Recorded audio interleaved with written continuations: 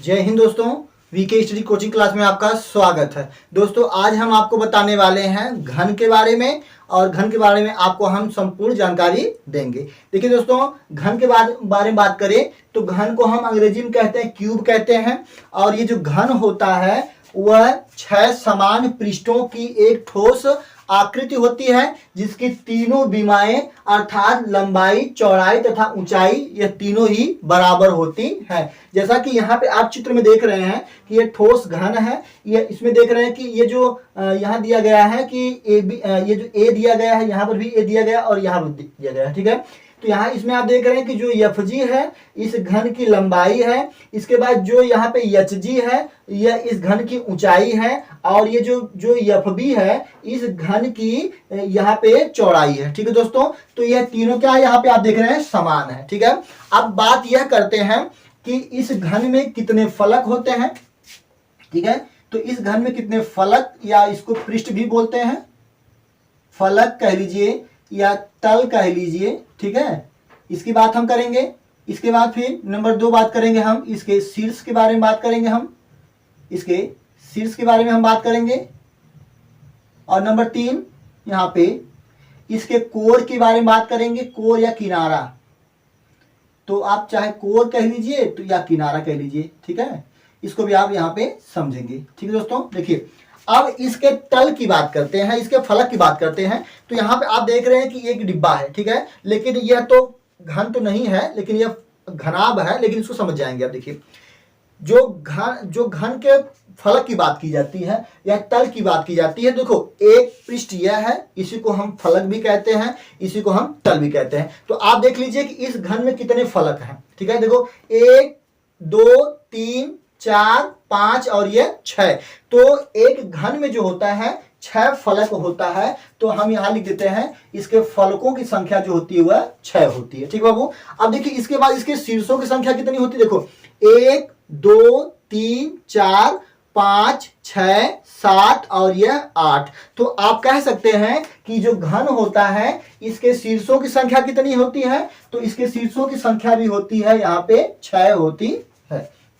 Sorry 6 होती है, यह वो 8 होती है। ठीक है, तो इसके शीर्षों की संख्या कितनी होती है। तो इसके शीर्षों की संख्या होती है 8 होती है। देख लीजिए आप लोग 1 2 3 4 5 6 7 8। इसके फलकों इसके शीर्षों की संख्या कितनी हो गई, 8 हो गई। ठीक है, अब बात आती है कोर या किनारा की। देखिए कोर किनारा होता क्या, देखो ये जो भाग ये वाला है। ठीक है, इसी को हम कहते हैं कोर या किनारा। ठीक है, तो आप देखेंगे जब इसको गिनेंगे ना, इसको कोरों की संख्या आ जाएगी 12 आएगी। कितनी आएगी, 12। देखो हम ये बता, देखो यहाँ पे देखो 1 हो गया, 2 3 4 हो गया। इसके बाद देखो यहाँ पे 5 6 7 8।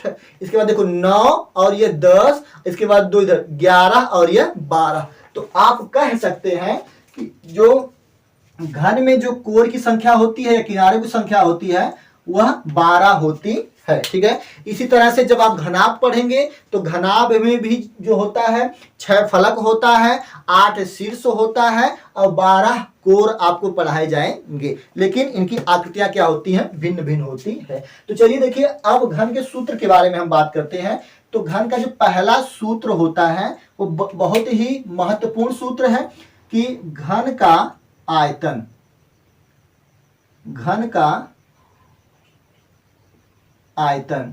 तो अब देख लिए घन का जो आयतन होता है वह होता है भुजा घाते 3 होता है। ठीक है, तो यहां पे हम लिख सकते हैं कि घन का जो आयतन होता है भुजा घाते 3। देखिए यहां पे आप देख रहे हैं भुजा को a माना गया है, तो इसको आप लिख सकते हैं a³ घन इकाई।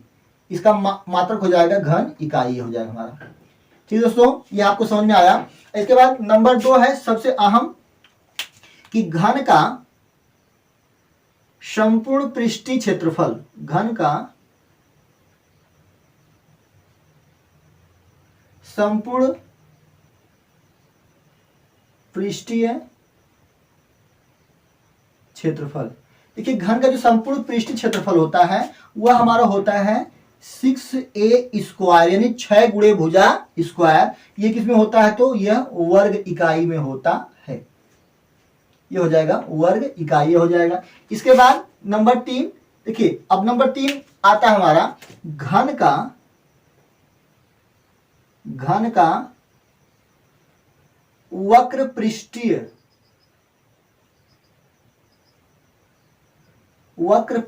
क्षेत्रफल की बात करते हैं हम जब, देखिए बाबू वक्र पृष्ठीय क्षेत्रफल का मतलब होता है चारों दीवारों का, चारों दीवारों का, ठीक है। अब चारों दीवारों का क्षेत्रफल देखिए बाबू, इसका मतलब क्या है, जैसा कि हमने आपको बताया कि घन का संपूर्ण पृष्ठीय क्षेत्रफल, तो घन का संपूर्ण पृष्ठीय क्षेत्रफल का मतलब ये होता है, ये जो हमारा घन होगा, घन का 6 फलक तो बराबर होती है, तो एक पृष्ठ आपका यही ना हुआ, ठीक है, एक पृष्ठ आपका यही हुआ। तो आप जानते हैं कि एक वर्गाकार पृष्ठ का जो क्षेत्रफल होता है वह होता है भुजा स्क्वायर। तो यहाँ पे जो घन में होंगे, तो घन में 6 वर्गाकार पृष्ठ हैं, तो जब एक वर्गाकार पृष्ठ का जो क्षेत्रफल होगा तो वह भुजा स्क्वायर हो जाएगा। तो 6 वर्गाकार पृष्ठ का क्षेत्रफल क्या हो जाएगा, 6 भुजा स्क्वायर, यानी हो जाएगा 6 गुणे भुजा स्क्वायर, मतलब इसका संपूर्ण का जो क्षेत्रफल हो जाएगा वही उसका संपूर्ण पृष्ठीय क्षेत्रफल हो जाएगा, ठीक है।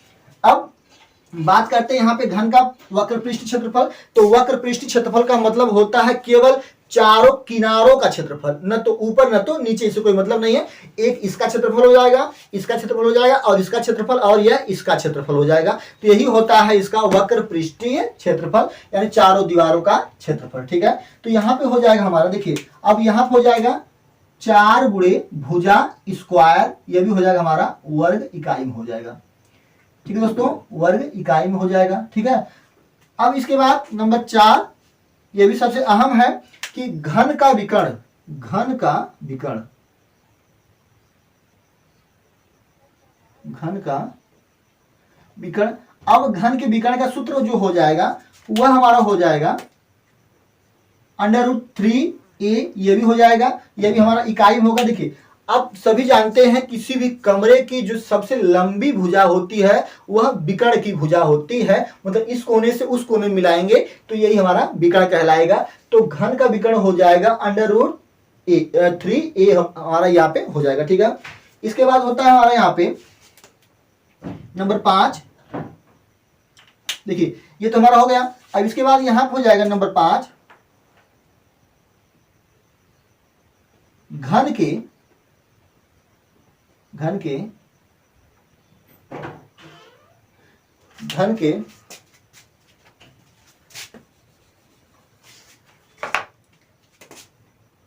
फलक का विकर्ण,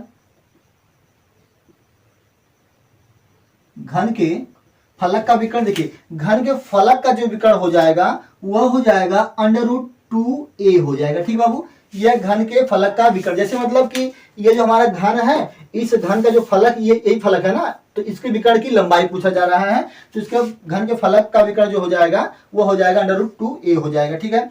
इसके बाद फिर यहाँ हो जाएगा घन का कोर, नंबर 6 है घन का कोर, घन का कोर की लंबाई कह लीजिए या कोर कह लीजिए। तो जो घन का कोर होता है, तो जो इसका आयतन होता है उसी का जो करना है घनमूल कर देना है। तो यहाँ घन के कोर की लंबाई आपको पता चल जाएगा, तो इसको हम लिख सकते हैं यहाँ पे आयतन करड़ी घाते 3, यहाँ हमारा 3 हो जाएगा, यानी उसके आयतन का घनमूल जब निकालेंगे तो घन की कोर की लंबाई आपको पता चल जाएगी। या तो इसको हम लिख सकते हैं आयतन की पावर 1/3, ठीक है दोस्तों। तो यह था हमारा घन के बारे में संपूर्ण जानकारी। इस पे आपका एग्जाम में, परीक्षा में सवाल पूछे जाते हैं, इन सूत्रों से सवाल बनते हैं। तो यह आपका संपूर्ण घन के बारे में जानकारी है, ठीक है। अब जब अगला वीडियो बनेगा आपका, तो वह रहेगा हमारा घनाभ के बारे में, ठीक है दोस्तों। एक बार फिर सुन लीजिए, तो जो घन होता है 6 समान पृष्ठों वाली एक ठोस आकृति होती है, जिसकी लंबाई, चौड़ाई, ऊंचाई यह तीनों ही बराबर होती हैं, जैसा कि चित्र में भी आपको दिखाया गया है। और एक जो घन में जो होता है 6 फलक होता है, मतलब एक बार फिर समझा दे रहा आपको, देखो 1 2 3 4 5 और यह 6 हो गया, ठीक है। तो एक घन में फलक की संख्या होती है 6। इसके बाद शीर्ष देखिए 1 2 3 4 5 6 7 8। तो शीर्षों की संख्या हो गई हमारी यहाँ पे 8 हो गए। अब कोण की संख्या 12 होती है, 1 2 3 4, इसके बाद 5 6 7 8 9 10 और ये 11 और ये 12। ठीक है, तो यह रहा आपका घन के बारे में संपूर्ण जानकारी। तो दोस्तों अगर ये वीडियो आपको पसंद आए तो प्लीज इसको एक बार लाइक शेयर कमेंट कीजिए और ज्यादा से ज्यादा आप हमारा सपोर्ट कीजिए, और इसी तरह से मैं आपके लिए नई नई वीडियो बना के लाता रहूंगा। तो इसी के साथ जय हिंद।